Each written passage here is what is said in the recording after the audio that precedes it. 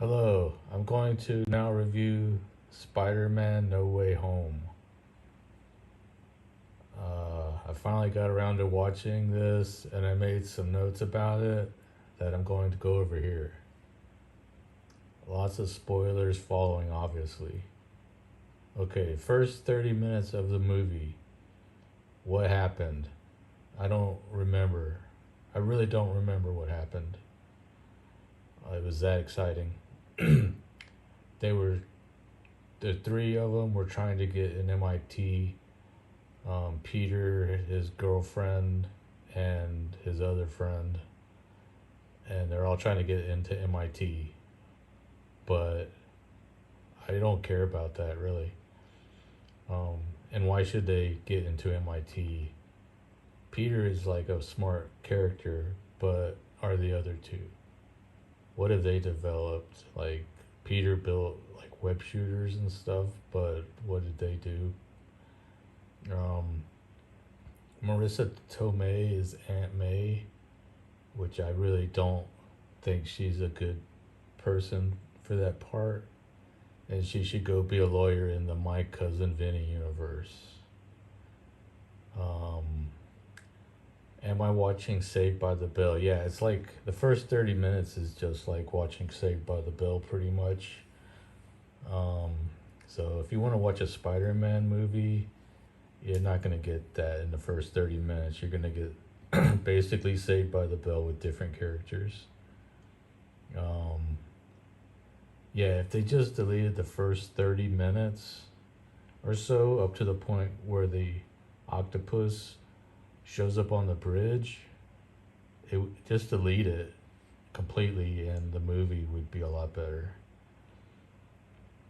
Why is John Favreau in the movie? Yeah, why is he? His characters doesn't really do anything. He's about as much in place as Forrest Whitaker is in most of the movies that he is in. His scenes are completely pointless. Yes, that's so true. If somebody can tell me a Forrest Whitaker movie where he seems like really in place, I'd love to know that. I know he can be a good actor, but I'm just trying to think of something that he seemed in place in, and I'm coming up with nothing. Uh, yeah, okay, next point. On the bridge, they showed the arms that come out of Spider Man's back. These are dumb, creepy, and they show them for like 30 seconds total in the movie. Does someone with the power of Spider Man, who's basically in the top five of superheroes in terms of strength and intelligence, along with extrasensory power, does he really need some stupid gimmicky arms? I step on spiders all the time, and those arms just go crunch. Yeah, I mean, spider arms are not very strong, and I've never seen a spider throw things around with them either, so I don't think that really works. Okay, Sandman Electro. At the time the original third movie was out, these villains were basically hated.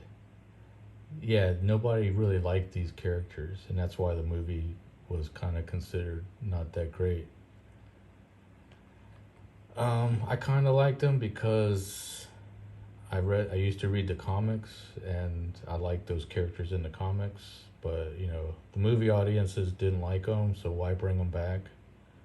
They did do them a little better, I think. At least Electro, I think, was done better.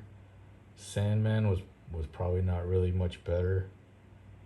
Um, and I thought two main villains were really too much in a movie, but I guess they figured four would be even better. Like just get as many villains as you can in one movie.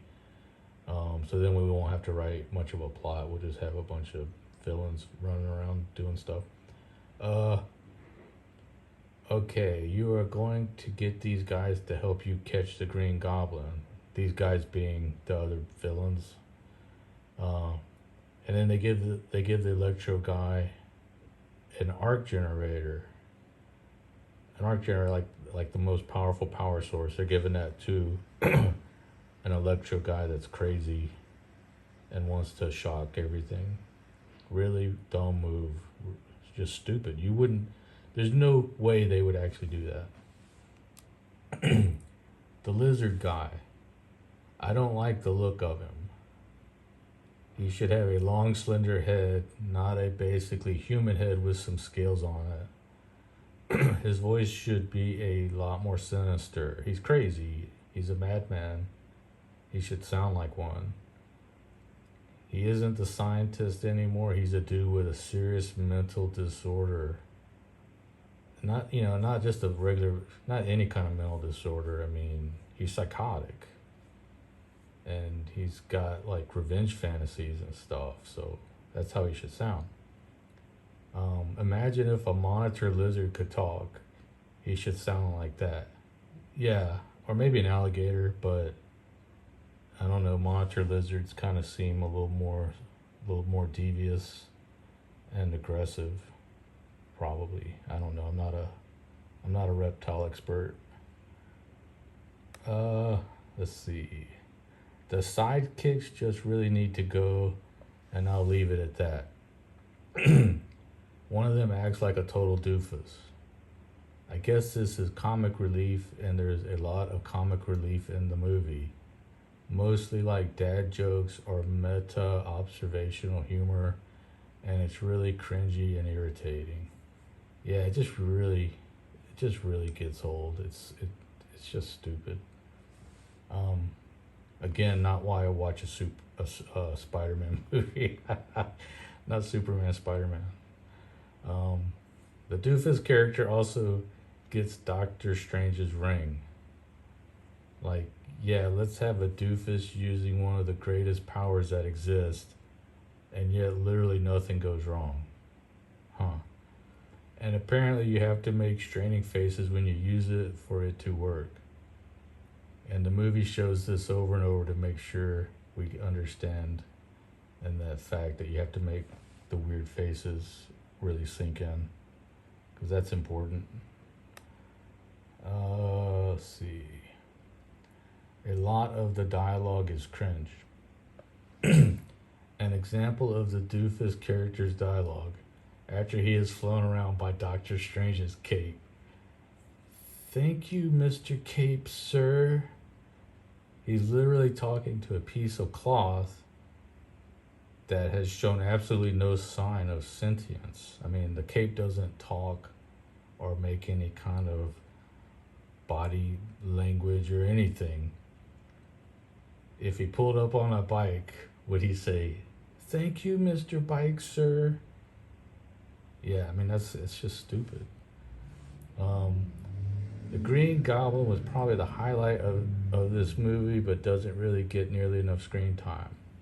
He's a complete lunatic with a huge amount of incredibly powerful weapons. You could really develop that into something.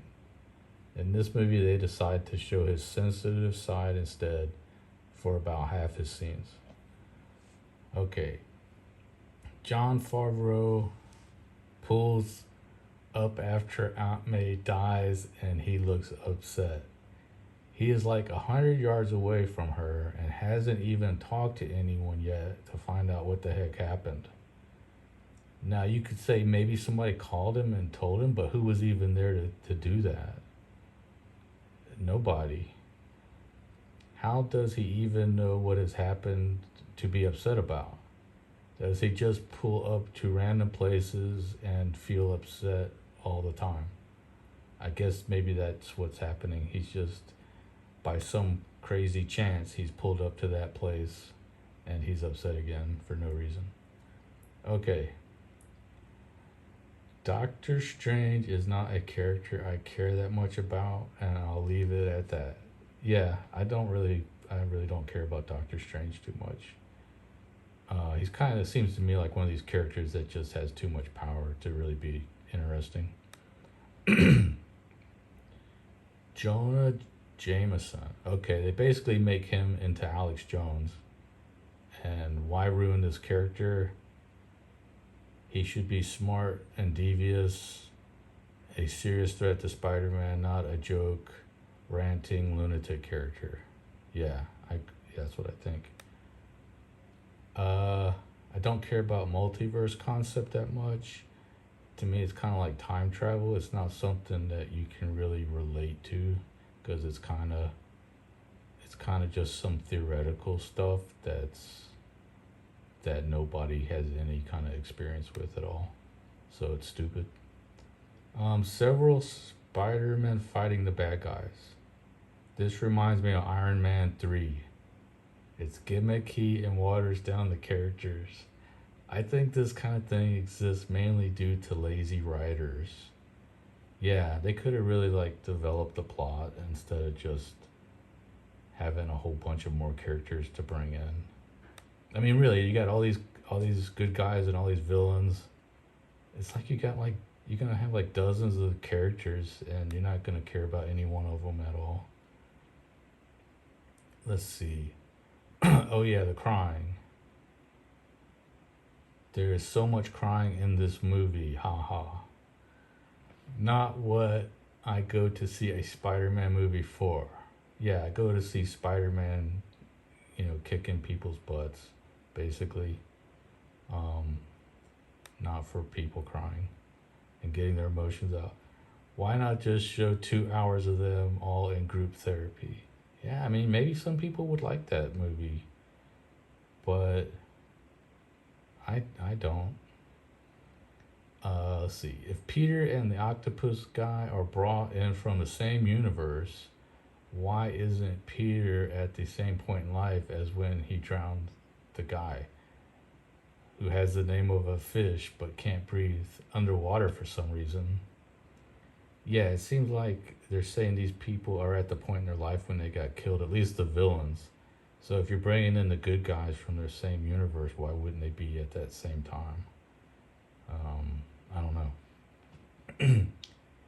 I know this because Peter talks about how he apparently lived quite a while after the event where Dr. Octopus drowns. This Peter seems to also have the most of the killing, by the way, but he seems like the nicest Spider Man, to be honest, so I'm not sure what's going on with that. The newest Spider Man wants to save the villains' lives even though he knows nothing at all about them other than they are all crazy and extremely dangerous with superpowers. Why doesn't he have Doctor Strange bring in all the people from all the universes who are at the point where they're about to die and save them all too? Why are their lives worth less than these crazy murderous villain people? This has to be like trillions of people that he is turning his back on. And a lot of them aren't crazy murderers. They are people like his Aunt May. So yeah, just like trillions of Aunt Mays are just left to die. Heartless. Uh, what else happens? There's a lot of other stuff I could criticize, and I really would like to, but I can't remember it.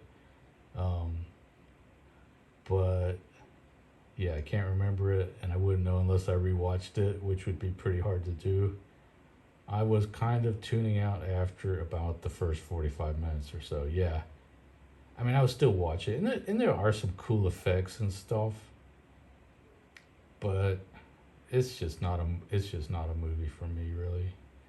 Um, Marvel movies have gotten so corny and melodramatic, they're almost unwatchable at this point, to be honest.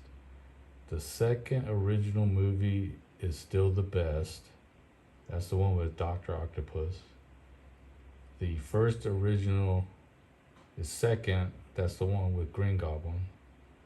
And these two movies are still way better than all the other ones that currently exist, in my supremely humble opinion. So yeah, there could be some more made in the future that somehow are better, but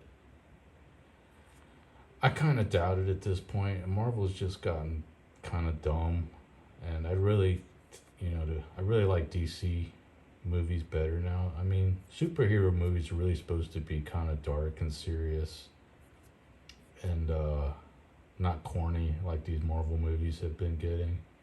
So at this point, I'd rather see a new Batman or Superman. Um, Not so much the Aquaman guy. He's not that great, but the Batman and Superman are pretty good. I really like another Batman video game. I really like those two. But yeah, anyway, I wouldn't recommend this movie unless you gotta see some Spider-Man. I mean, this character now is like it's so it's so mutated from Spider-Man, originally how he was, that it's really not a Spider-Man movie anymore. It's just, I don't even know what to call it, but I wouldn't watch it. Thanks for watching.